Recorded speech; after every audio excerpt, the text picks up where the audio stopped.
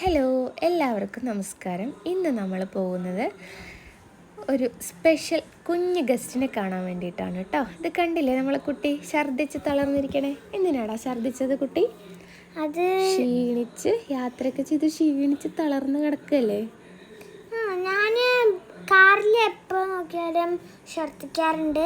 അത് കാരണം ഒന്നും കൂടി ഞാൻ ഛർദ്ദിച്ചു വന്ന്.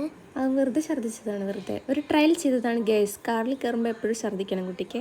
അതുകൊണ്ടൊരു ട്രയൽ ഛർദ്ദി നടത്തി തളർന്ന് കിടക്കുന്ന കുട്ടിയെ നമ്മളെവിടെ എത്തി? ഇന്നുവിൻ്റെ വീട്ടിലെത്തി. ഇന്നുവിൻ്റെ വീട്ടിൽ ഇപ്പോൾ അച്ഛൻ വരും നമ്മൾ സ്വീകരിക്കാൻ. ഇന്നുവിൻ്റെ അച്ഛൻ കണ്ടില്ലേ സ്വീകരിക്കണേ. ഇന്നു എന്ന് പറയണത് എൻ്റെ മേമയുടെ മോളുടെ മകളാണ് കേട്ടോ. അവളുടെ കുഞ്ഞു മാവയുടെ ബർത്ത്ഡേക്ക് വേണ്ടിയിട്ടാണ് കേട്ടോ നമ്മൾ വന്നിട്ടുള്ളത്. ബർത്ത്ഡേ എന്നതിലുപരി ഒരു ഫാമിലി ഗെറ്റ് ടുഗദറും കൂടിയാണ് കേട്ടോ അവിടെ നടക്കുന്നത്. എല്ലാ കുടുംബക്കാരെയും കണ്ട് നന്നായി സംസാരിച്ച് നന്നായിട്ടൊരു പിന്നെ എനിക്കൊരു ഫ്രണ്ട് ഉണ്ട്, പേര് ഇന്നു. അവൾക്കൊരു ഫ്രണ്ട് ഉണ്ട്. പിന്നെ ഞങ്ങൾ 3 പേരും കൂടിയും കളിച്ചു.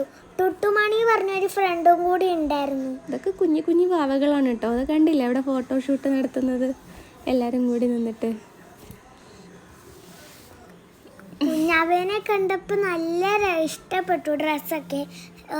എല്ലാ 3 പേരും സെയിം ഡ്രസ്സായിരുന്നു. നന്നായി ഉണ്ടായിരുന്നു കേട്ടോ. നന്നായി സംസാരിച്ചു, നല്ല മൈൻഡൊക്കെ റീഫ്രഷ് ചെയ്തു.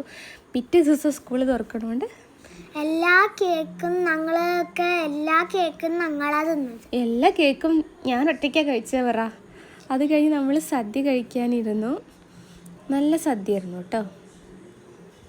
പിന്നെ ഞാൻ ഇവരൊക്കെ കഴിച്ചിട്ട് ഏറ്റവും ലാസ്റ്റാണ് ഞാൻ ഇരുന്ന് കഴിച്ചത്. എന്തുകൊണ്ടാ? കേക്ക് കഴിച്ച് വയറിൽ ഗ്യാപ്പില്ലാത്തത് കൊണ്ടാണ് ഇവൾ ലാസ്റ്റ് കഴിച്ചത്. പായസം കുടിച്ചു.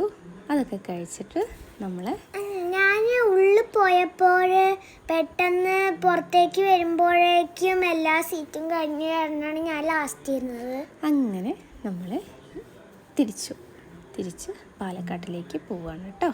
ബൈ.